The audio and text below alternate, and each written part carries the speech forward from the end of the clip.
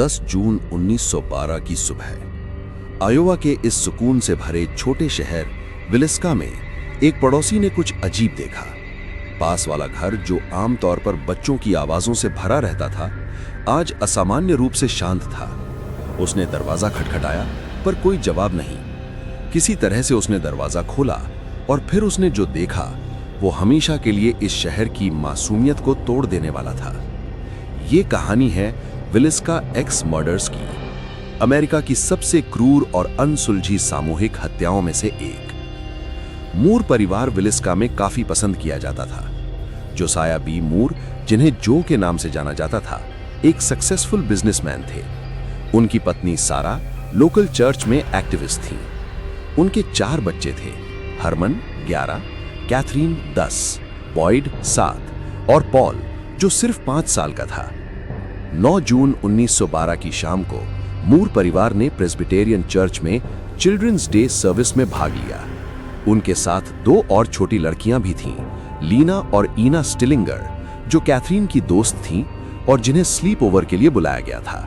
रात 9:30 बजे तक घर अंधेरे में डूब चुका था और सुबह तक 8 लोग मर चुके थे। इस अपराध का पता मैरी पेखम ने लगाया, जो मूर परिवार की पड़ोसी थीं, और फिर उन्होंने जो के भाई और शहर के मार्शल को बुलाया। उसके बाद घर के अंदर जो मिला वो किसी डरावने सपने से कम नहीं था। सभी 8 लोगों को पीट पीट कर मार दिया गया था। उनमें से 6, जोसाया, सारा और मूर के 4 बच्चे अपने अपने बिस्तरों में मरे हुए मिले। लीना और ईना स्टिलिंगर गेस्ट रूम में पाई गई। लीना दूसरों से अलग मिली। उसका शरीर डिफेंसिव चोटों के संकेत दिखाती है, जैसे वो जाग गई हो और अपनी जान बचाने के लिए लड़ी हो। हथियार भी घर में ही मिला। खून से सना हुआ एक कुल्हाड़ा गेस्ट बेडरूम की दीवार के सहारे रखा था। लेकिन केवल हत्या की क्रूरता ही जांचकर्ताओं को हैरान नहीं कर रही थी। It was the strange ritualistic nature of the crime scene. घर के सभी शीशे ढके हुए थे। सभी पीड़ितों के चेहरों को कपड़ों से ढका गया था। कपड़े में लिपटा हुआ बेकन का एक टुकड़ा कुल्हानी के पास फर्श पर मिला। रसोई की मेज पर बिना खाया हुआ खाना रखा था। जबरदस्ती घुसने के कोई निशान नहीं थे। संभावना है कि हत्यारा अटारी में छिपा हुआ था, इंतजार कर रहा था, और हत्या के बाद वो कई घंटों तक घर में ही रहा। 1912 में फोरेंसिक बहुत शुरुआती अवस्था में था। कोई फिंगरप्रिंट नहीं जुटाए गए, कोई डीएनए नहीं था। अपराध स्थल लगभग तुरंत ही कंटामिनेट हो गया। जिज्ञासु शहरवासी अंदर आ गए, हर चीज को छूते हुए। इसके बाद जो हुआ वो एक मीडिया सर्कस था। कई सिद्धांतों की बाढ़ और संदिग्धों की एक लंबी सूची, लेकिन कोई सजा नहीं हुई। आने वाले हफ्तों में विलिस्का अब सिर्फ एक शांत खेती वाला शहर नहीं रहा, ये अमेरिका की सबसे डरावनी हत्या की पहेली का केंद्र बन गया। कोई मकसद नहीं, कोई स्वीकारोक्ति नहीं, कोई सजा नहीं, लेकिन कई संदिग्ध। पहला बड़ा संदिग्ध था रेवरेंड जॉर्ज केली, एक ट्रैवलिंग प्रीचर। छोटे कद का लेकिन अजीब व्यवहार के लिए जाना जाता था। वो उसी रात विलिस्का में था। उसने मूर परिवार के साथ वहीं चिल्ड्रंस डे सर्विस में भी हिस्सा लिया था, हत्या से कुछ ही घंटे पहले। अजीब बात यह है कि केली सुबह 5:19 पर ट्रेन से शहर छोड़ गया, लाशें मिलने से कई घंटे पहले।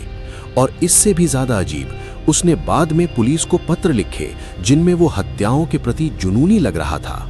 फिर 1917 में 5 साल बाद उसने स्वीकार किया, लेकिन उसकी स्वीकारोक्ति अजीब और असंगत थी और 2 ट्रायल्स के बाद भी जूरी सहमत नहीं हो सकी। रेवरेंड केली आजाद हो गया। इसके बाद फ्रैंक जोन्स सामने आया, जो विलिस्का का एक प्रमुख पॉलिटिशियन था। उसका जोसाया मूर के साथ पुराना व्यापारिक विवाद था। अफवाहें फैल गई कि उसने हायर्ड किलर रखा हो सकता है। यहां तक कि पिंकर्टन डिटेक्टिव एजेंसी को भी बुलाया गया, लेकिन कोई ठोस सबूत नहीं था, सिर्फ फुसफुसाहटें। और अंत में कुछ भी साबित नहीं हुआ। कुछ लोगों ने सीरियल किलर्स को जिम्मेदार ठहराया। ये थ्योरी कि विलिस्का हत्याएं मिडवेस्ट में इसी तरह की कुल्हाड़ी से हुई हत्याओं का हिस्सा थीं, कैंसस से लेकर कोलोराडो तक। विक्टिम्स को उनकी नींद में मारा गया, शीशे ढके हुए, लाइट बंद, वही हथियार, वही सन्नाटा, लेकिन कभी कोई पकड़ा नहीं गया। हत्यारा गायब हो गया, जैसे कोई भूत। उस रात को बीते 110 साल से ज्यादा हो चुके हैं, फिर भी वो घर आज भी खड़ा है। आज इसे विलिस्का एक्स मर्डर हाउस के नाम से जाना जाता है। दिन में एक पर्यटन स्थल और रात में एक पैरानॉर्मल हॉटस्पॉट। विजिटर्स दावा करते हैं कि उन्हें बच्चों की हंसी, कदमों की आहट, दरवाजों का अपने आप खुलना और बंद होना सुनाई देता है। कुछ कहते हैं कि मूर परिवार और स्टिलिंगर लड़कियों की आत्माएं कभी नहीं गईं और शायद हत्यारा भी नहीं गया। 8 जिंदगियां छीन ली गईं, कोई जिम्मेदार नहीं ठहराया गया। एक घर हर चीख को याद रखता है। विलिस्का एक्स मर्डर्स आज भी अनसुलझा है, लेकिन एक सवाल समय के साथ गूंजता रहता है। क्या हत्यारा सच में कभी गया था या बुराई ने बस अपना चेहरा बदल लिया? लाइक, शेयर और सब्सक्राइब करें द डार्क सस्पेक्ट को, जहां हर रियल इंसिडेंट को गॉसिप की तरह नहीं बल्कि एक इंसानी कहानी के रूप में बताया जाता है, जिसे याद रखा जाना चाहिए।